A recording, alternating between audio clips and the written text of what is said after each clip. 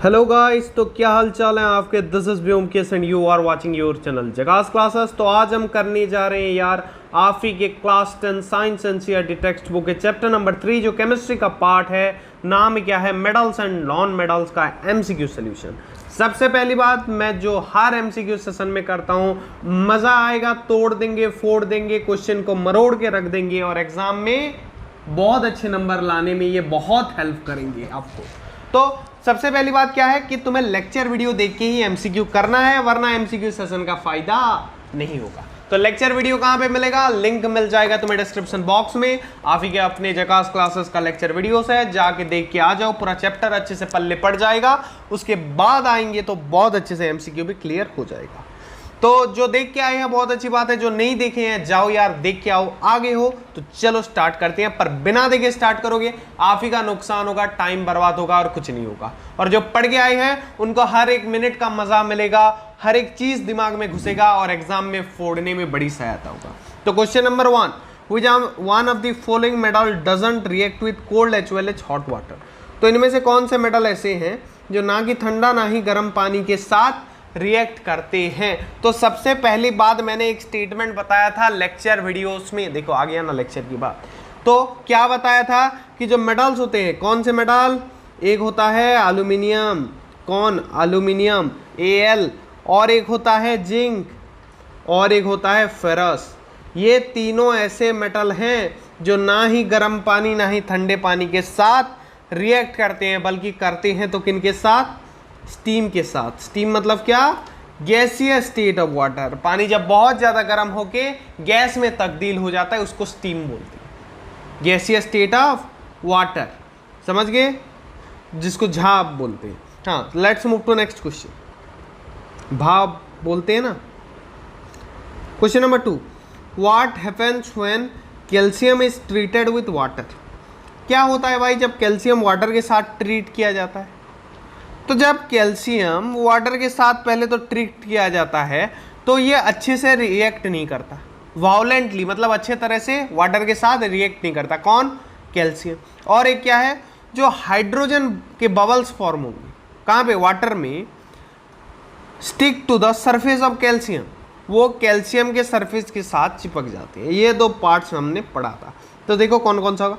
It doesn't react with water, नहीं ये तो गलत है, क्योंकि रिएक्ट तो करता है, बस थोड़ा अच्छे से नहीं करता है, वायलेंटली नहीं करता है। It reacts violently with water, तो ये दोनों स्टेटमेंट तो गलत है, पता चल गया। तीसरा देखते हैं, इट रिएक्ट्स लेस वायलेंटली, हाँ वायलेंट से थोड़ा कम रिएक्ट करता है, ऑप्शन 3 विल बी करेक्ट। और 4 देखते हैं, bubbles of hydrogen gas form stick to surface of calcium, हाँ ये भी मैंने बताया, ये भी होता है। ये सब कहाँ पे मिला, लेक्चर में हमने पढ़ा था। तो इससे क्या पता चला कि 3 and 4 are the correct option, that is option D. So let's move to the next question. Generally non metals are not lustrous. तो जनरली जो नॉन मेटल होते हैं वो कैसे होते हैं, नॉट लस्चरस नहीं होते। Which one of following non metal is lustrous. पर इनमें से कौन सा ऐसा नॉन मेटल है जो लस्चरस है। सबसे पहले सबसे बड़ा एग्जाम्पल, साइन देने वाला नॉन मेटल का नाम क्या है, डायमंड। क्या नाम है उसका, डायमंड। पर वो यहाँ एग्जाम्पल में है नहीं, इससे चमकीला कोई है नहीं, और ये क्या है, नॉन मेटल है। तो आयोडीन यहाँ पे जो है ये एक नॉन मेटल है, पर ये साइन करता है। तुम आयोडीन को देखना यार, नमक साइन देता है कि नहीं देता है, देता है बिल्कुल। किसके कंपैरिजन में, नाइट्रोजन बिल्कुल नहीं देता है, गैस है। वरना तुम्हें ये जो नाइट्रोजन सबसे ज़्यादा होता है, तुम्हें कैसा लगता, चारों ओर चमकीला लगता, पर लगता है नहीं लगता। ऑक्सीजन भी चमकीला नहीं होता ना, सल्फर, सल्फर तो टोटली नहीं, छोड़ो। आयोडीन ऐसा एक नॉन मेटल है जो लस्चरस है, साइन देता है। Let's move to next question. An element A is soft. एक एलिमेंट है भाई जिसको नाम दिया गया है क्या, ए, तो वो कैसा है, सॉफ्ट है। And can be cut with a knife, जिसको चाकू के सहारे काटा जा सकता है। ये किसका एग्जाम्पल है, फटाफट से बताओ। टोटल एंटायर चैप्टर में एक ही नाम है, जो मैंने 2-3 बार भी बोला है, ये एक्सेप्शन है बच्चों, इसलिए ये पूछा जाता है। क्या नाम था उसका, अरे यार इतना तो याद कर ही सकते हो, इसका नाम तुम्हें याद है कि नहीं है। अगर नहीं है तो मैं बता देता हूं, इधर से ही तुम्हें आंसर पता चल जाना चाहिए। इसका नाम है सोडियम, Na। अब बाकी के स्टेटमेंट बाद में पढ़ेंगे। देखो ए का नाम पता चले, this is very reactive to air and can not be kept open in air. ये हादसा भी मैंने बताया था, ये बताया था ना लेक्चर के टाइम। उड़ीसा में एक हादसा हुआ था, बोल रहा था, जिसमें मैडम ने बच्चे को मंगानी चलाने के लिए बोला था या फिर मैग्नीशियम कुछ एक ऐसा लाने के लिए बोला था, वो सोडियम लेके आ गया, वो भी कहाँ, पॉकेट में, केरोसिन से निकाल के। क्या हुआ था? धमाका। It reacts vigorously with water and identify the element. तो पहले से ही पता चल गया यार सोडियम है, बाकी सारे स्टेटमेंट में जाने की जरूरत नहीं। So option B will be the correct answer. Let's move to the next question. Which among the following statement is incorrect for magnesium metal. तो इनमें से कौन सा ऐसा स्टेटमेंट है जो मैग्नीशियम मेटल के लिए इनकरेक्ट है, गलत है? तो चलो देखते हैं। It Burns in oxygen with A dazzling white flame. नहीं, ये डेजलिंग व्हाइट फ्लेम ये गलत है क्या? सर आपने नहीं बोला। नहीं भाई, ये गलत नहीं है। नहीं मतलब नहीं है, ये व्हाइट फ्लेम के साथ ही बर्न होता है। मतलब ये कैसा है? सही है, टिक दे रहा हूँ। चलो टिक नहीं देता हूँ, तुम वरना आंसर समझ सकते हो। It reacts with cold water to form magnesium oxide and evolve hydrogen gas. ये कोल्ड वाटर के साथ रिएक्ट करता है या आग के साथ? तो ये स्टेटमेंट गलत है, तो यही सही जवाब होगा सर। सी देखते हैं। It reacts with hot water to from magnesium hydroxide and evolve hydrogen gas. ये भी स्टेटमेंट सही है। और देखते हैं D. It reacts with steam to form magnesium hydroxide and evolve hydrogen gas. तो ये भी सही है। तो गलत कौन सा है? ऑप्शन बी वही सही आंसर होगा, क्योंकि हमें गलत वाला बोला। So let's move to next question. ये सब जिसने लेक्चर देखा है फटाफट बता रहा होगा। Electrical wires have a coating of an insulating material, the material generally used is. वो कौन सा मटेरियल होता है? मैंने बार बार बोला है लेक्चर के टाइम कि उस मटेरियल का नाम पीवीसी है। ये सल्फर बात नहीं बनता। ग्राफाइट लेंगे, ग्राफाइट कैसा होता है? कंडक्टर होता है। तो ग्राफाइट ठोकोगे तो क्या करंट लगेगा भाई? झटका 400 लगे, 440 वोल्ट छूने से तेरे किसको बोलोगे? ग्राफाइट को। जब ग्राफाइट छुएगा ना करंट से लगा हुआ, तो 440 वोल्ट का झटका एक साथ लगेगा, जोर का झटका बहुत जोर से लगेगा। तो ग्राफाइट इंसुलेटर है ही नहीं, वो ऑप्शन में आएगा ही नहीं, सोचना भी मत। PVC will be the answer. Let's move to next question. अरे ये क्या, चलो question number 7। Food cans are coated with tin and not with zinc because.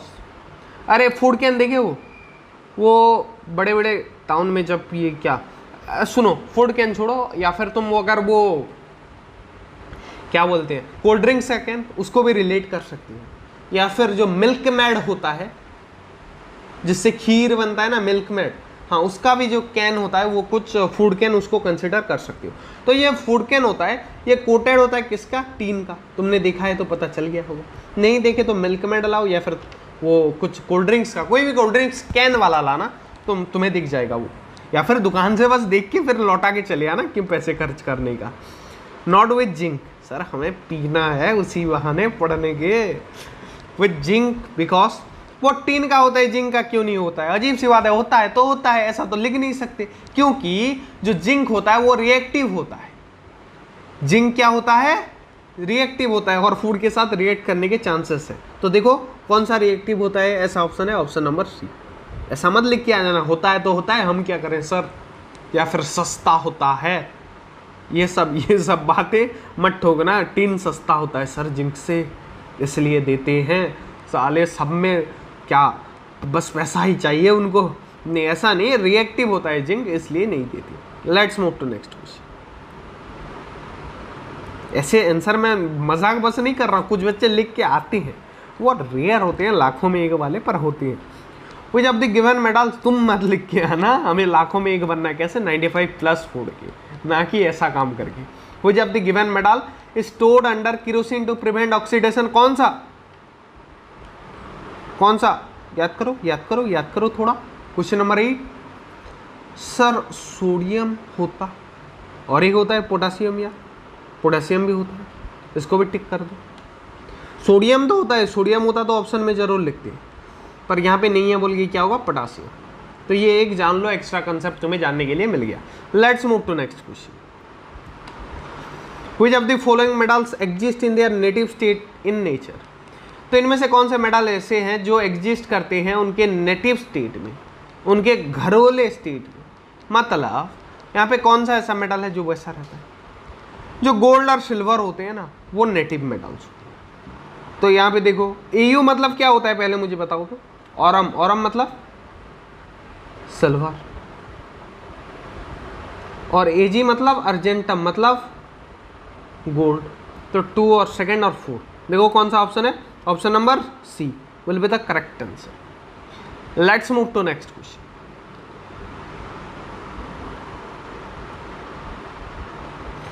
Galvanization is a method of protecting iron from rusting by coating with a thin layer of, कौन सा एक thin layer लगा दे कि हम बच सकते हैं? सुनो, तुम जब वो एक पेंट करते हैं, तुम्हें मालूम है उसको क्या बोलते हैं यार? मैं भी नाम भूल गया उसको। प्राइमर बोलते हैं आई थिंक, हाँ प्राइमर बोलते हैं। तो उसमें क्या बोलते हैं? जिंक नाम का प्राइमर होता है, याद करो। रेड ऑक्साइड और एक क्या जिंक कुछ एक होता है, तो वो किसका कोड होता है? जिंक का। वो प्राइमर, और वो देने से जंक नहीं लगेगा बोलते हैं, तो इसी से याद कर सकते हो जिंक, प्राइमर से, उसमें जिंक होता है। Let's move to next question. Which of the following metals are obtained by electrolysis of their chlorides in molten state? तो इनमें से कौन से ऐसे मेटल्स हैं जो ऑब्टेन होते हैं? कैसे? इलेक्ट्रोलिसिस के द्वारा of their chlorides in molten state. जब उनके क्लोराइड किस स्टेट में होते हैं? इलेक्ट्रोलिसिस ऑफ क्लोराइड, क्लोराइड का इलेक्ट्रोलिसिस होता है किस स्टेट में? मोल्टेन स्टेट में। तो उसमें से अगर ऑब्टेन क्या क्या होता है तुम पूछोगे तो मैं बोलूँगा सोडियम और कैल्शियम। सोडियम और कैल्शियम, रीजन पूछोगे। सोडियम एंड कैल्शियम जो होते हैं वो fall towards top reactivity series, जो सबसे ज़्यादा रिएक्टिव होते हैं वो ये दोनों हैं इधर। सिंस सोडियम और कैल्शियम बहुत रिएक्टिव हैं, this metals can not be reduce to pure form, तो ये प्योर नहीं बन सकती। इसीलिए सोडियम और calcium electrolysis of their chloride के फॉर्म में, प्योर फॉर्म में नहीं बन पाते। कौन कौन? सोडियम और कैल्शियम, समझ गए? Sodium and calcium 1 and 2, that is option number D. Let's move to next question. Question number 12, an electrolytic cell consist of, एक इलेक्ट्रोलिटिक सेल के पास क्या क्या होता है यार? सबसे पहले पॉजिटिवली चार्ज साइड को क्या बोलते हैं? ये बहुत बार मैंने बताया, अब कंफ्यूज ना होंगे। कैट आयन पॉजिटिव होता है, कैट आयन क्या होता है? पॉजिटिव होता है, पर पॉजिटिवली चार्ज पर कैथोड पॉजिटिव नहीं होता। कैट आयन पॉजिटिव होता है पर कैथोड नेगेटिव होता है, एनोड पॉजिटिव होता है, याद रखना। इसमें हम कंफ्यूज होते थे क्योंकि कैटायन और एनायन में, वो छोड़ो, वो जो भी है, तुम्हें अभी क्या याद करना है कि जो पॉजिटिवली चार्ज साइड होता है उसको एनोड बोलते हैं, और जो नेगेटिवली होता है उसको कैथोड बोलते हैं। That is option 3rd and 4th, that is option number B is the correct answer. Let's move to next question. Question number 13, alloys are homogeneous mixture of metal with metal और non metal. Homogeneous mixture of a metal with a metal. अरे ये homogeneous mixture होते हैं LOS, किसके? या तो 2 metal की या फिर 1 मेटल और 1 नॉन मेटल की। Which among the following alloys contain non-metal as one of its constituent? तो इनमें से चारों ही क्या है? एलॉय हैं। तो इनमें से कौन सा एलॉय एक नॉन मेटल कंसिस्ट करता है?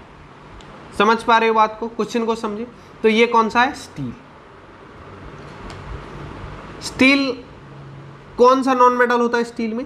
याद दिला दूं, steel is the mixture of metal, iron and carbon. कौन सा नॉन मेटल होता है? कार्बन। पूछे तो बता पाओगे? बता देना, भैया ने बताया था, हम फोड़ के आ गए क्वेश्चन। जो नहीं देखेगा जगास क्लासेस उसके नहीं होंगे ऐसे नंबर, पर जो जगास क्लासेस से पढ़ेगा वो इसलिए अच्छा नंबर फोड़ेगा क्योंकि सारे मस्त खतरनाक भयंकर क्वेश्चन करा देती है, ताकि तुम्हें एग्जाम के क्वेश्चन तो हलवा लगे, अरे यूं उड़ा देंगे अभी यूं। समझ पा रहे हो बात को? Let's move to next question. Question number 14, which of the following are not ionic compounds. तो इनमें से कौन से कंपाउंड्स आयोनिक नहीं है बोल रहा है? ये CCl4 KCl HCl ये 4 नीचे होगा, इसलिए नाम बोल दिया पहले। समझ रहे हो बात को? CCl4 कैसे लिखा जाता है पता है ना? अरे पता है कि नहीं है कि नहीं? CCl और ये नीचे 4 होता है, पर ये ऐसा टाइप नहीं हो पाता है स्लाइड में बोल के सीधा लिखते हैं। तो यहाँ पे जो आयोनिक कंपाउंड नहीं होंगे वो कैसे फॉर्म करेंगे? इलेक्ट्रॉन शेयर करके। और ये कौन बनाते हैं? हाइड्रोजन शेयर करते हैं, तुम्हें पता है, कोवेलेंट बॉन्ड फॉर्म करके। तो यहाँ पे हाइड्रोजन किस में है? सबसे पहला HCl। तो HCl कभी आयोनिक बॉन्ड बनाएगा ही नहीं, क्योंकि ये कोवेलेंट बॉन्ड बनाता है। और कौन बनाता है? CCl4 भी बनाता है। कौन? कार्बन बनाता है। किसके साथ? अरे किसके साथ कार्बन बनना आएगा? क्लोरीन के साथ। 4 देखो ऐसे बनाता है ना, Cl Cl Cl। और तुम्हें एक बात याद रखना कि कार्बन क्लोरीन ये दोनों कैसे बॉन्ड बनाते हैं? कोवेलेंट। तो ये लोग को आयोनिक की कैटेगरी में मत लेना। जहां पे C और H दिखना सीधा ठोकना। कौन सा बॉन्ड? कोवेलेंट। तो कोवेलेंट कौन बनाएगा? HCl और CCl4। That will be second and third one. So option B will be the correct answer. ठोको टेक और लाओ marks. Let's move to next question. Metals are refined by using different methods. Which of the following metals are refined by electrolytic refining? तो metals क्या होते हैं? Refined होते हैं। कैसे? डिफरेंट मेथड्स का यूज करके। तो कौन से ऐसे मेटल्स हैं जो इलेक्ट्रोलिटिक रिफाइनिंग के द्वारा रिफाइन होते हैं? सबसे पहला कौन सा होगा? Au, जो कि सिल्वर बोलते हैं, इलेक्ट्रोलिटिक के द्वारा रिफाइन होता है। और दूसरा होता है कपर, जिसको हम क्या बोलते हैं? Cu। और Na नहीं होता, K भी नहीं होता। तो कौन है? ये क्लोराइड के फॉर्म में नहीं। कौन सा रिफाइन होता है इलेक्ट्रोलिटिक रिफाइनिंग से? सिल्वर और copper. So that will be first and the second one. जो लेक्चर देखा होगा फटाफट पता हो गया होगा, नहीं पता तो यहाँ पे नोट कर लो। इसलिए तो बोलता हूँ यार, लेक्चर के साथ जब ये कंबाइन हो जाता है ना, सुनो, लेक्चर का ज्ञान होता है, उस ज्ञान से जो जो सवाल बन गए तुमने कर दिया, तुम्हें एक कॉन्फिडेंस आ जाता है कि हाँ यार जो पढ़े हैं उससे रिलेटेड क्वेश्चन आ रहे हैं, हम कुछ कर पा रहे हैं।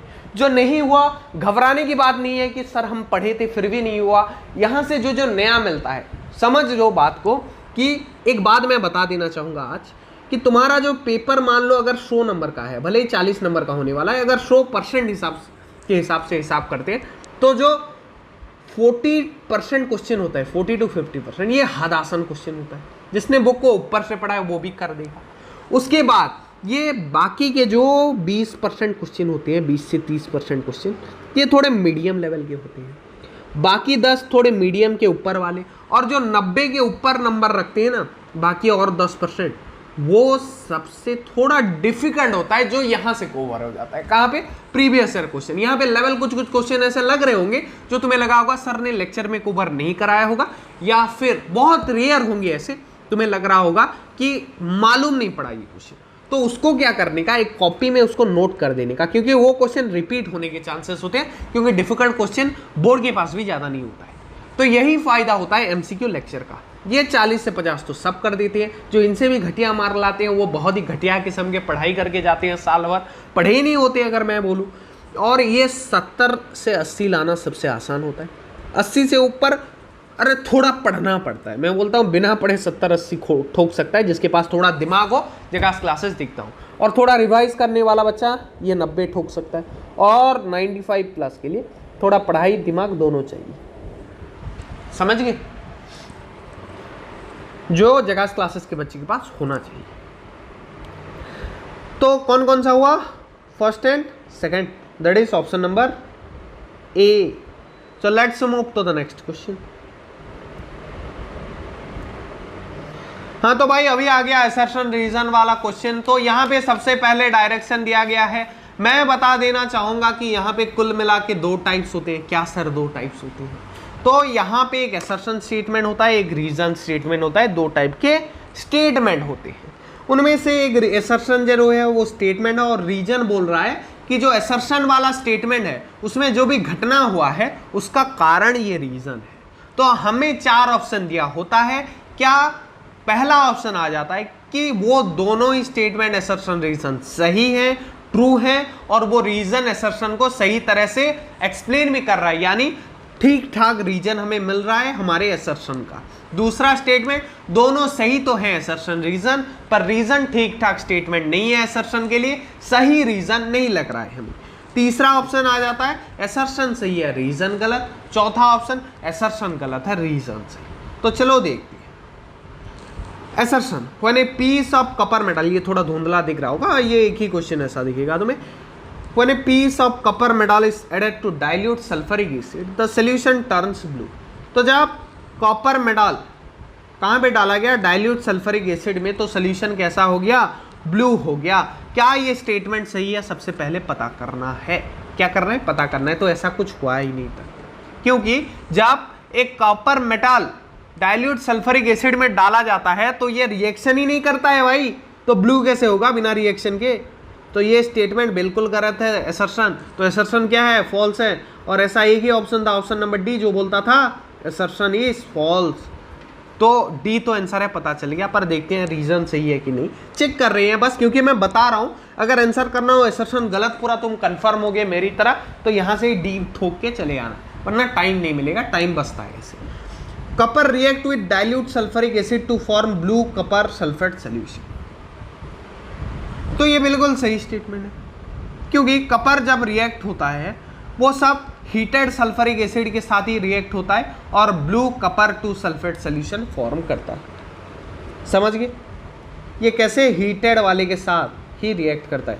हीटेड क्या, सल्फरिक एसिड H2SO4 डाइल्यूटेड वाला, पानी मिला हुआ, प्योर नहीं है पूरा, कंसंट्रेटेड बोलते हैं pure. Let's move to next question. Metals are sonorous. क्या मेटल सोनोरस होते हैं, हाँ बिल्कुल, ये मेटल की एक प्रॉपर्टी है। अब देखते हैं रीजन, असर्शन तो सही है। They are generally brittle in solid state, they break into pieces when hammer. Metals are sonorous, malleable and ductile. Metals are sonorous, sound देंगे, रिंगिंग, मेलेबल भी होते हैं, और ये सारे प्रॉपर्टी को अच्छे से डिस्कस किया है लेक्चर में। भूल गए हो या फिर नहीं देखे हो तो जाके देखो, भूल गए हो तो भी देखो, रिवीजन हो जाएगा बहुत अच्छे से। डक्टाइल वायर में कन्वर्ट हो जाएगा, पर कभी ब्रिटल नहीं होगा। ब्रिटल कौन होते हैं, नॉन मेटल, पर इसने मेटल को ब्रिटल बोला है, मतलब रीजन गलत है। तो असर्शन सही है जबकि रीजन गलत है। So option number C will be the correct answer, that says assertion is true but reason is false. Let's move to next question. Question number 3, assertion, gas bubbles are observed when sodium carbonate is added to dilute hydrochloric acid। अरे हमें gas bubbles दिखे जब sodium carbonate add किया गया dilute hydrochloric acid में। तो क्या ये स्टेटमेंट सही है, सबसे पहली बात बिल्कुल सही है कि गैस बबल बनते हैं। रीजन बोलूं तो गैस बबल ऑब्जर्व होते हैं, sodium carbonate is added to hydrochloric acid, HCO2 gas release. तो ये बबल किसके बने होते हैं, CO2 गैस की, क्योंकि जब सोडियम कार्बोनेट डाला जाता है हाइड्रोक्लोरिक एसिड में, डाइल्यूट वाले में, तो कार्बन डाइऑक्साइड रिलीज होता है, तो वो ही बबल बनाता है। क्योंकि हमें पता है बबल के अंदर क्या होता है, गैस होता है। कौन सा गैस होता है इस केस में, CO2। बाकी केस में अलग अलग भी हो सकता है, हाइड्रोजन भी हो सकता है कभी। तो रीजन क्या बोल रहे हैं, carbon dioxide is given off in the reaction. हाँ बिल्कुल भाई सही बोला है, मैंने जो बोल रहा था अभी कार्बन डाइऑक्साइड वही बोला है। तो रीजन क्या है, सही है। एक्सप्लेन सही कर रहा है कि नहीं कर रहा है, बिल्कुल कर रहा है। इसने बोला गैस बबल निकलता है, रीजन मतलब क्या, क्यों निकलता है, क्योंकि कार्बन डाइऑक्साइड निकलता है। तो रीजन बिल्कुल सही है। तो असर्शन रीजन दोनों सही है, उसके साथ एक्सप्लेन भी सही कर रहा है। तो कौन सा ऑप्शन होगा, option A, both A and R true as well as the assertion is the correct explanation of the reason. ये मिला हमें अपना आंसर, जो कि बिल्कुल करेक्ट होगा भाई। तो चलो देखते हैं नेक्स्ट क्वेश्चन क्या बोलता है। थोड़ा ये या इधर क्या हुआ है, स्लाइड थोड़ा मूव नहीं कर रहा है। चलो अभी तुम थोड़ा 10 सेकंड स्किप कर सकते हो अगर चाहो तो, मैं हिला रहा हूँ स्लाइड को, चला जाएगा यार, कोई दिक्कत नहीं होगी। हाँ आ गया। Question number 4, a mineral is called ore. एक मिनरल ओर कहा जाता है when metal is extracted from it conveniently and economically, तो ओर से मेटल निकलता है क्या? हाँ बिल्कुल, क्योंकि उसको मेटल ओर जैसे आयरन ओर होता है, सारे ओर मिनरल से ही मेटल निकलता है। तो असर्शन क्या है? बिल्कुल सही है, ट्रू है पहला। Reason carbon dioxide is given off in the reaction, तो सबसे पहले तो ये उसका रीजन पेस्ट हो गया है, पर कोई बात नहीं, मैं इसका रीजन लिख दे रहा हूं। क्वेश्चन मेरे पास है all ore are minerals but all minerals are not ore, all minerals are not ore, ये क्वेश्चन है। तो यहां पे देखो, क्या ये रीजन सही लग रहा है तुम्हें? हाँ बिल्कुल सही लग रहा है। क्यों? क्योंकि सारे और मिनरल्स होते हैं पर सारे मिनरल्स और नहीं होते, ये सही है। पर क्या ये एक्सप्लेन सही कर रहा है? भाई ये क्वेश्चन नंबर 3 है क्या? फिर से आगे चलो, क्वेश्चन नंबर 4 में चलते हैं। हाँ यहाँ पे ठीक है, a mineral is called ore when metal is extracted from it. मैं क्या ही कर रहा था यार। A mineral is called ore, जब मेटल उससे एक्सट्रैक्ट करता है कन्वीनियंटली और इकोनॉमिकली, ये बिल्कुल सही स्टेटमेंट है, पता कर ली। All ores are minerals but all minerals are not ore, ये भी स्टेटमेंट सही है। अब एक्सप्लेनेशन देखते हैं। हमें मिला है कि मिनरल जब ओर से निकाला जाता है कन्वीनियंटली और इकोनॉमिकली, भाई उसका क्या रीजन बनता है कि ओर मिनरल है पर सारे मिनरल ओर नहीं है? तो एक्सप्लेनेशन ठीक नहीं लग रहा है, क्योंकि इसका कुछ लेना देना नहीं है। तो अगर अच्छे से बोलूं तो minerals are naturally occurring chemical substance, जो अर्थ के क्रस्ट में होते हैं, जो माइनिंग से हमें मिलता है। But a mineral is called an ore only when metal can be extracted from it. सारे मिनरल्स को ओर नहीं बोलते, जिस मिनरल से मेटल निकाला जा सके उसी को ओर बोलते। Thus all ores are minerals but all minerals are not ore. ये स्टेटमेंट तो सही है पर एक्सप्लेनेशन सही नहीं लग रहा है, क्योंकि भाई फर्स्ट स्टेटमेंट से ये अच्छा खासा कुछ लेना देना लग नहीं रहा है। दोनों स्टेटमेंट अलग अलग दिशा में जा रही है। Let's move to next question. Question number 5, usually the sulphide ore is converted to oxide before reduction. बिल्कुल सही बात है, सल्फाइड ओर को ऑक्साइड बनाया जाता है before reduction. Reduction of oxide occurs easier. क्यों ऑक्साइड बनाया जाता है? क्योंकि ऑक्साइड के रिडक्शन ईजियर होती है। रीजन ट्रू भी है और एक्सप्लेन भी सही कर रहा है। तो देखो, जहां पे एक्सप्लेन सही कर रहा है ना, वहां पे लग रहा है कि एक्सप्लेन सही कर रहा है, मतलब यहाँ पे कुछ लेना देना है भाई। क्यों ऑक्साइड बनाए? अगर यहाँ पे क्वेश्चन लगा दो ऑक्साइड क्यों बनाए, तो क्योंकि रिडक्शन फास्टर हो जाएगा। पर प्रीवियस क्वेश्चन में ऐसा रीजन से कुछ लेना देना नहीं था। उसके प्रीवियस देखते हैं जहाँ पे एक्सप्लेनेशन सही था। यहाँ पे भी बिल्कुल है, बबल बना। क्यों बना? क्योंकि कार्बन डाइऑक्साइड निकला।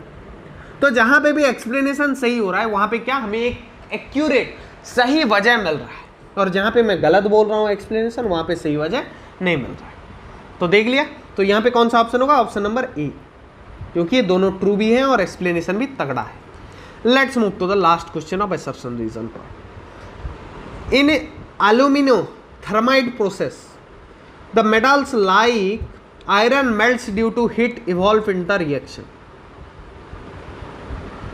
तो यहाँ पे देखो, ये बिल्कुल सही स्टेटमेंट है। जिसने लेक्चर देखा है उसको पता चल जाए। ये रटने वाली चीज़ है। केमिस्ट्री में मैं जो बोलता हूँ कुछ पार्ट्स रटने वाले होते हैं, ये वही पार्ट्स है।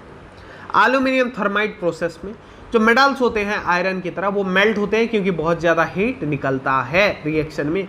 और वो रिएक्शन कौन सा है? ये है। तो इस रिएक्शन में साफ साफ पता चल रहा है। तो इसलिए रीज़न भी सही एक्सप्लेन कर रहा है क्यों हीट इवॉल्व होता है बोलने पर ये रिएक्शन लिख देने का। तो एक्सप्लेन भी सही कर रहा है। So option A correct answer होगा। तो असर्शन रीजन यूनिट खत्म होता है। Next we will study the case study based question. तो अभी थोड़ा चाहो तो ब्रेक ले सकते हो और थोड़ा घूम फिर के आगे फिर से देख सकते हो, या फिर दूसरे दिन देख सकते हो। मैं तो बोलता हूँ अगर एक दिन में नहीं होता तो 2 दिन करके देखो, पर कंप्लीट देखना अनिवार्य है। बहुत बच्चे क्या करते हैं, 4-5 क्वेश्चन स्किप कर देते हैं। वही क्वेश्चन जब एग्जाम में आएंगे तब क्या होगा? हालत खराब होगा। सब बच्चे जो जगह क्लासेस के फोड़ के आएंगे, तुम रो के आओगे। तो सारा एंटायर वीडियो बिना स्किप के देखना जरूरी है। जो आधा देख के, पहले का आधा या फिर पहले का कुछ पोर्शन देख के चले आते हैं, बुरा उन्हीं का होगा, उन्हीं का एग्जाम। मैं नहीं चाहता यार सब फोड़ो, मैं ये चाहता हूं, पर देखना पड़ेगा ना। मैं वीडियो बना सकता हूं, पढ़ा सकता हूं, बेस्ट कंटेंट दे सकता हूं, पर पढ़ना तुम्हें पड़ेगा और फोड़ना भी पड़ेगा। और मैं बोलता हूं जो अच्छे से पढ़ेगा ना, उसको 95 प्लस आने से कोई नहीं रोक सकता, और उससे कम लाने के लिए ना 95 से उसे पेपर छोड़ के आना पड़ेगा। समझ लेना, क्योंकि 10th क्लास का बोर्ड एग्जाम तुम्हारे लाइफ का सबसे आसान वाला बोर्ड एग्जाम रहने वाला है। ये इसमें जितना फोड़ सकोगे 12th में नहीं हो सकेगा। कॉज क्या है, सिलेबस वास्ट हो। साइंस वाले, आर्ट्स वाले और ज़्यादा भी फोड़ सकते हैं, साइंस का जो लेंगे उनका और वास्ट हो जाएगा। और बाकी के प्रोसेस में तो इवन बड़े बड़े एग्जाम जब दोगे लाइक यूपीएससी, वहाँ पे अगर टॉपर का मार्क्स कितना होता है पता है, 55%। ये टॉपर का मार्क्स होता है, बाकियों का कितना, कुछ 34 में भी होते हैं। तो चलो देखते हैं केस स्टडी बेस्ड, एक ब्रेक चाहो तो ले सकते हो। हाँ, तो जैसा हर केस स्टडी वाला क्वेश्चन होता है, पहले एक केस दिया होता है, उसी से रिलेटेड सवाल पूछेंगे, हमें आंसर देना पड़ेगा। 5 होंगे, 4 करो बोलता है। मैं बहुत सारे केस में 4 ही पिक करता हूँ, पर एग्जाम में तुम्हें 5 मिलेंगे, उनमें से तुम्हें 4 करनी होगी। तो यहाँ का पहले वाला का केस देखो, one a silvery grey powder of a solid A. कोई सॉलिड ए नाम दिया है, कैसा पाउडर है, सिल्वरी ग्रे पाउडर है, मिक्स होता है पाउडर ऑफ सॉलिड बी। तो सॉलिड बी एक नाम है, कोई एक होगा जिसको बी नाम से दिया गया है, तो कोई रिएक्शन होता नहीं है, नो रिएक्शन अकर।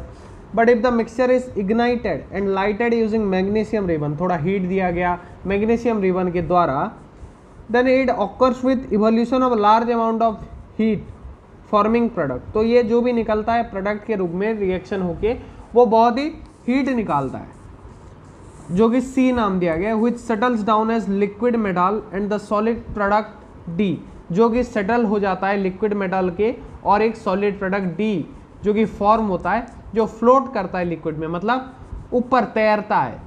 तो C in the solid form react with moisture to form rust. तो जो सी है वो सॉलिड फॉर्म में मॉइस्चर के साथ रिएक्ट करके क्या करता है, रोस्ट फॉर्म करता है। तो अभी हमें सवाल पूछा जाएगा, चलो देखते हैं क्या क्या सवाल पूछा गया है। तो पहला, the amount of heat generated, अरे और बाकी है देखो, the amount of heat generated during the reaction is so high that the reaction is used in welding of electric conductor. तो ये वेल्डिंग में यूज होता है किनका, electric conductor. Joints in railway tracks based on this information answer any 4 question from 5। तो चलो देखते हैं, अभी पढ़ लिया अच्छे से। अरे मैं बोलता हूँ ना, ये पढ़ने पर ज़्यादा समझेंगे पहले तो क्वेश्चन नहीं, कुछ पहले ऐसे ऊपर से पढ़ो यहाँ से तुम्हें बेसिक नॉलेज मिल गया कहाँ पे क्या है कुछ, फिर देखेंगे क्या क्वेश्चन पूछा है और आंसर देंगे। Identify the following A and C. तो ए एंड सी को हमें आइडेंटिफाई करना है कि ए और सी क्या है। तो सबसे पहली बात, ये रिएक्शन जिसको पता होगा उसको पता चल गया होगा कि ये एल्यूमिनियम जब Fe2O3 के साथ रिएक्ट करता है, ये वाला रिएक्शन है, when aluminium Al plus Fe2O3 this give rights to 2Fe plus 2Al2O3, ये रिएक्शन है। तो ए कौन है, एल्यूमिनियम, सी कौन है, अरे कौन बनेगा, सी, Fe बनेगा सी, ए कौन है, एल्यूमिनियम। तो ए और सी क्या है, एल्यूमिनियम और Fe, है कि नहीं है। तो कौन सा ऑप्शन ऐसा बोल रहा है, option number A. So that will be the correct answer. Let's move to next question. ये सब याद करना होता है, ये रिएक्शन सारा मैंने बताया है, जो रट के आया होगा उसको फटाफट समझ में आ रहा होगा। Identify B and D. तो भाई Fe2O3 बी था और डी कौन था, अरे रिएक्शन लिखा तो था, क्या था reaction, aluminium when react with 2Al when react with what, Fe2O3 this give rise to 2Fe plus 2Al2O3 समझ गए। तो क्या क्या होगा, अरे ये हुआ था ए, ये हुआ था सी, अब बचा कौन, बी, Fe2O3 और Al2O3 होगा डी, समझ गए। अरे बी Fe2O3 होगा और Al2O3 क्या होगा, डी होगा। तो कौन सा ऑप्शन होगा, ये Fe वाले को दे देना क्योंकि Fe2O3 दिया नहीं है। Option A will be the correct answer. Let's move to next question. ये असल में Fe ही होता है। O3 कहाँ से आता है, जब मैग्नीशियम रिबन को जला के हीट देते हैं तो ऑक्सीजन आके Fe2O3 होता है, समझिए। सो लेट्स मूव। अरे चल निकल जा। हाँ, एम्फोटेरिक ऑक्साइड सर, इनमें से कौन से एम्फोटेरिक ऑक्साइड है, तो metal oxide which react with both acids as well as base to produce salts and water are called amphoteric oxide. किनको बोलते, जो एसिड बेस दोनों के साथ रिएक्ट करके क्या बनाते हैं, सॉल्ट प्लस वाटर। तो metal oxide which do not react with acids but react, ये उसका डेफिनेशन मैंने बताया है। चलो देखते हैं ऑप्शन में से कौन सा होगा। तो कौन सा, देखो मैं देखता हूँ, तुम भी पढ़ते चलो एक एक। विच डू नॉट रिएक्ट, तो डू नॉट तो बात ही नहीं आता। Which react with both acid as well as base, हाँ तो बी नंबर ऑप्शन लग रहा है। क्या ये आंसर है, देखते हैं सही तो है अभी तक। सी है क्या, देखते हैं। Metal oxides which react with acids but not react with bases, नहीं ये गलत है, ए भी नहीं होगा। जो दोनों के साथ रिएक्ट करके क्या बनाता है, सॉल्ट प्लस वाटर। कहीं पे सॉल्ट प्लस वाटर दिया है क्या, वही देख रहा हूँ, तो कहीं पे भी नहीं दिया है। So option B will be the correct answer.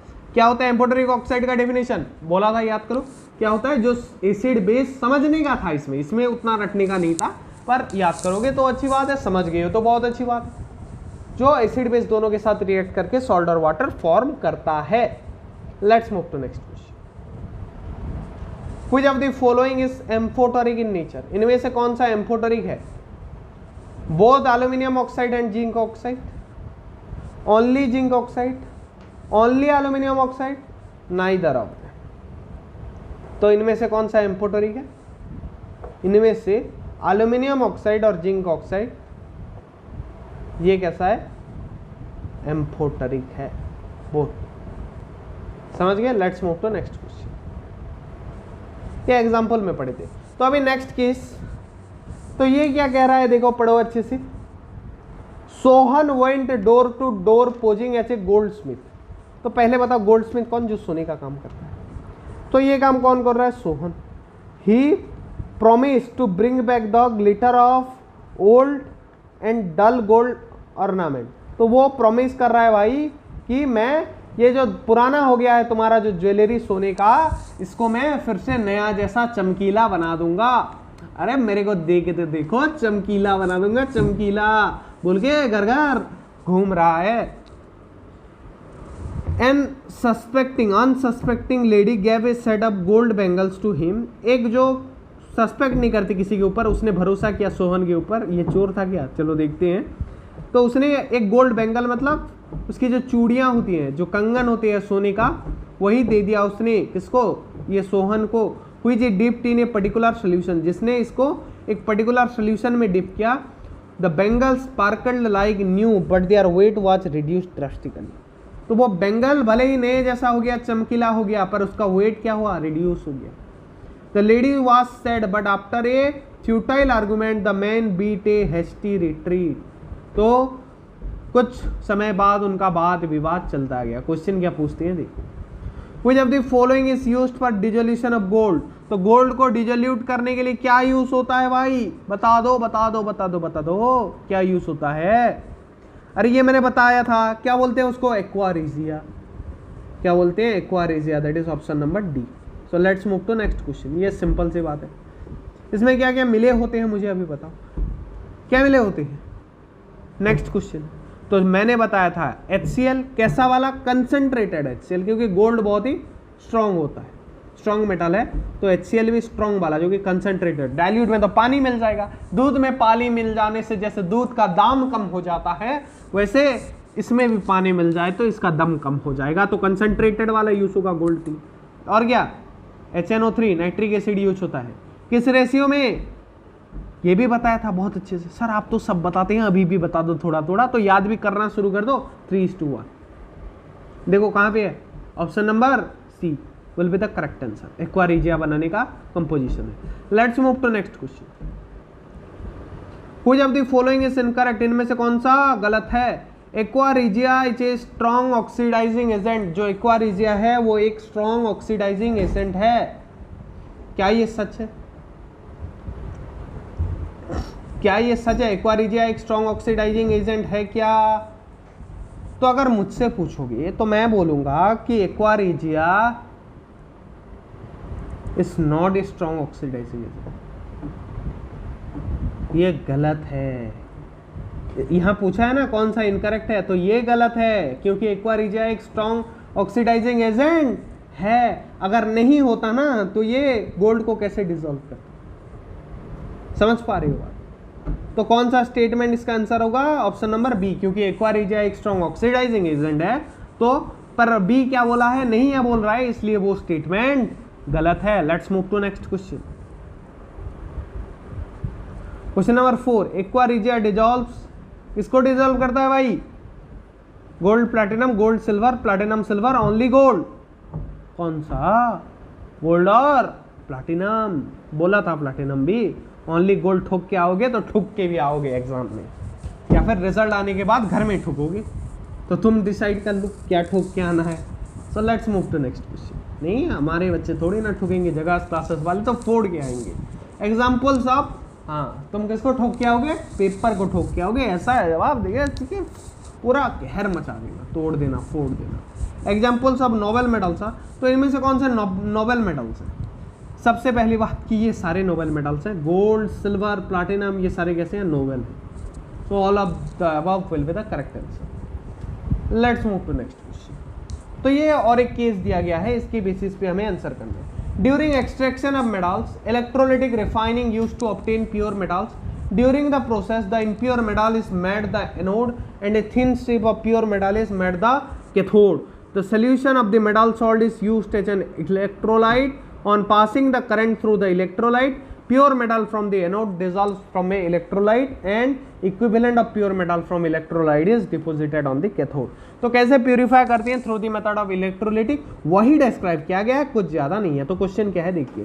Process of purification of metal of the metal obtain after reduction is called, क्या बोलते हैं उसको? ये प्रोसेस पूरा स्टेप बाय स्टेप समझा रहा था तुम्हें, तब बोला था कि इसको रिफाइनिंग बोलते हैं। So option B will be the correct answer. Let's move to next question. Question number 2, which of the metals are refined by electrolytic refining? अरे अभी फिलहाल ही किए थे नॉर्मल एमसीक्यू में। कौन कौन से याद करो थोड़ा। सिल्वर और, वहां पे हमने क्या किया था? सिल्वर और गोल्ड सा है। यहां पे क्या होगा? सिल्वर और कॉपर। सो 1 and 2 कौन सा है? देखो option, option number A will be the correct answer. Let's move to next question. During electrolytic refining of zinc it gets, तो जब जिंक का करते हैं इलेक्ट्रोलिटिक रिफाइन तो क्या होता है भाई हालत? Deposited on cathode. ये कहाँ डिपोजिट हो जाता है? कैथोड में। Ions of zinc are positively charge, इसीलिए जब इलेक्ट्रोलिटिक रिफाइनिंग होता है तो जिंक कैथोड पे डिपोजिट हो जाता है। Deposited on cathode. Option A will be the correct answer. Let's move to next one. In electrolytic refining of copper, impure copper act and pure copper act as. तो electrolytic refine जब करते हैं copper को तो impure copper क्या होता है और प्योर कॉपर का क्या होता है? तो सबसे पहली बात कि पॉजिटिव साइड में कौन सा होता है? मुझे बताओ, पॉजिटिव साइड में कौन सा होता है? अरे यहां तो प्योर वाला रखना होता है, जो कि कौन सा है? कौन सा है बता दो थोड़ा। Act dash and pure copper act as dash. तो पहले तो बता क्या बोला है? इम्प्योर बोला है। मतलब कौन सा होगा इम्प्योर? ये छोड़ो, तुम मुझे ये बताओ नेगेटिव साइड में कौन सा होता है? प्योर होता है, जो कि क्या है? अरे प्योर जो होता है नेगेटिव साइड में छोड़ो, मैं ये बता सकता हूं कि इधर का आंसर होगा एनोड में इम्प्योर। एनोड कैसा होता है? पॉजिटिव या नेगेटिव? पॉजिटिव। तो पॉजिटिव में कैसा? इम्प्योर। तो नेगेटिव में प्योर। और नेगेटिव में प्योर, जिसको क्या नाम दिए हैं हम, नेगेटिव को बोलते हैं कैथोड। तो सबसे पहला क्या बोला है, इम्प्योर बोला है, मतलब क्या होगा, एनोड होगा, then cathode. So option C will be the correct answer. अगर रीजन पूछे तो क्या लिखने का, in electrolytic refining of copper anode act as impure copper while cathode is the strip of pure copper. Let's move to next question. हाँ, तो next passage है, last passage है बोल सकते हैं। मेटालिक कैरेक्टर के बारे में पहले दिया है, the ability of an atom to donate electron and form positive ion is known as electropositivity और metallic character. Down the group, metallic character increases due to increase in atomic size, and across the period from left to right, electropositivity decreases to decrease in atomic size. Non-metallic character, the ability of an atom to accept electrons to form negative ion is called non-metallic character. और electro क्यों पढ़ दे रहा हूँ, क्योंकि ये सब book की बातें हैं, ये पैसेज कुछ नया नहीं बता रहा है, ये बिल्कुल सेम स्टेटमेंट मैंने लेक्चर में दिया रखा है। The elements having high electronegativity have a higher tendency to gain electrons and form an ion. Down the group, electronegativity decreases due to increase in atomic size, and across the period from left to right, electronegativity increases due to decrease in atomic size. तो ये हो गया passage, ये हो गया graph तुम्हारा।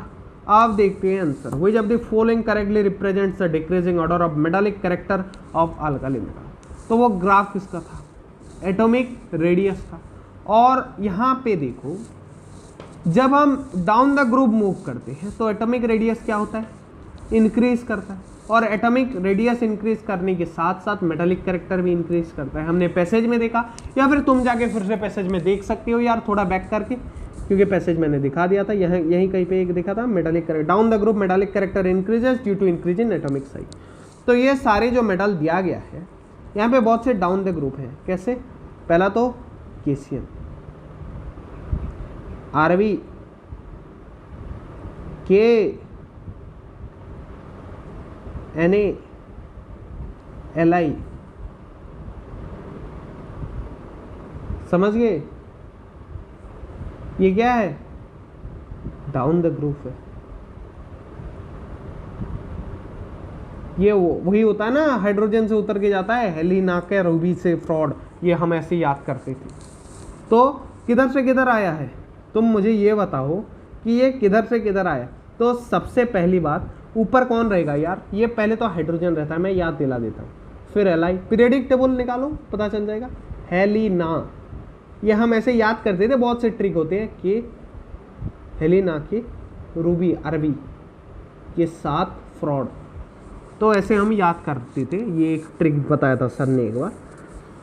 तो ये हो गया hydrogen, lithium, sodium, potassium, R B, उसके बाद सी एस के सीजियम, तो ये हो गया। तो अभी तुम्हें क्या दे, रुबिडियम, और ये होता है सीजियम, तो वो छोड़ो, ये डाउन द ग्रुप हुआ, तो मेटालिक कैरेक्टर क्या होंगे, इंक्रीज होंगे। तो सबसे ज़्यादा किसका होगा, सीजियम का, देखो किसमें है, उसके बाद आरबी, उसके बाद के, उसके बाद एन ए, उसके बाद ली, तो option C will be the correct answer. Let's move to the next one. Hydrogen it placed along the alkali metal in the modern periodic table though it shows non metallic character. तो hydrogen place किया गया है alkali metals के साथ modern periodic, जो अभी देख रहे थे, दो it show non metallic character, जबकि इसके पास नॉन मेटालिक कैरेक्टर होता है और अल्काली मेटल के पास मेटालिक कैरेक्टर। क्यों होता है, तो इसका रीजन भी मैंने बताया था, क्योंकि hydrogen can easily lose one electron like alkali metal to form positive ion, that is option number B, क्योंकि उसके पास भी एक ही इलेक्ट्रॉन लास्ट में होते जिसको वो आसानी से लूज कर सकता है सिवाय एक गेन करने की, इसलिए उसको अल्काली मेटल के श्रेणी में रखा गया है। Question number 3, which of the following has the highest electronegativity. तो इनमें से किसका सबसे हाईएस्ट इलेक्ट्रोनेगेटिविटी है, तो किसका होगा, तो मैं याद दिला देता हूं, electronegativity increases when we moves to electronegativity increases when moves towards period and decrease when towards group, तो down the group decrease और across the period increase होता है। तो कौन सा, देखो ये अगर मैं बताऊं तो किस सेंस में जाएगा यार, तो सबसे ज़्यादा होगा फ्लोरीन का, क्योंकि इनमें से सबसे पहले कौन आता है, फ्लोरीन, क्योंकि अरे सीधा ही हिसाब कर लो, कैसे डिक्रीज होता है, जब कहाँ जाए, एक्सप्लेनेशन क्या दिया मैंने, याद करो, ये इंक्रीज होता है जब हम पीरियड में बढ़ती जाती है और डिक्रीज होता है ग्रुप के टुवर्ड्स। तो सबसे पहले जो आ जाएगा वही सबसे ज़्यादा इलेक्ट्रोनेगेटिविटी होगा। और अगर मैं बताऊं तो HELI ये होता है NOF, तो ये आ गया फ्लोरीन सबसे पहले आ रहा है, इनमें से कोई भी नहीं आ रहा है पहले। तो इन चार में से सबसे पहले कौन आया? Fluorine F। सो कितने नंबर पे? 9th नंबर पे आ जा रहा है, तो इसका इलेक्ट्रोनेगेटिविटी सबसे ज़्यादा होता है। समझ गया? Let's move to next question. Identify the reason for gradual change in electronegativity in halogen down the group. तो इसका रीजन क्या है? तो अगर इसका रीजन पूछोगे तो मैं बता देना चाहूंगा कि इसका रीजन है electronegativity decreases down the group due to increase in atomic radius. Atomic radius जब इंक्रीज करेगा इलेक्ट्रोनेगेटिविटी डिक्रीज करेगा and tendency to gain electron. समझ गए? तो option C will be the correct answer. तो इसी के साथ ये चैप्टर के सारे एमसीक्यूज होते हैं खत्म। मुझे लेना पड़ेगा तुमसे विदा। मिलते हैं अगले वीडियोस में, तब तक के लिए पढ़ते रहो जकास क्लासेस के सारे वीडियोस देखो। डिस्क्रिप्शन में बहुत सारे लिंक मिल जाएंगे। कुछ नहीं मिल रहा है तो जाके जाओ यार, चैनल में सर्च करो, सारा कुछ मिलेगा। तुम्हारे क्लास 10th का कंटेंट 95+ फोड़ने के लिए एनफ कंटेंट मिल जाएगा। कहाँ पे? तुम्हारे अपने चैनल जकास क्लासेस में, तुम्हारे व्योमकेश भैया के द्वारा बनाया गया। तो मैं लेता हूं तुमसे विदा यार, मिलते हैं अगले वीडियोस में, तब तक के लिए पढ़ते रहो जकास क्लासेस, देखते रहो। जय हिंद, वंदे मातरम।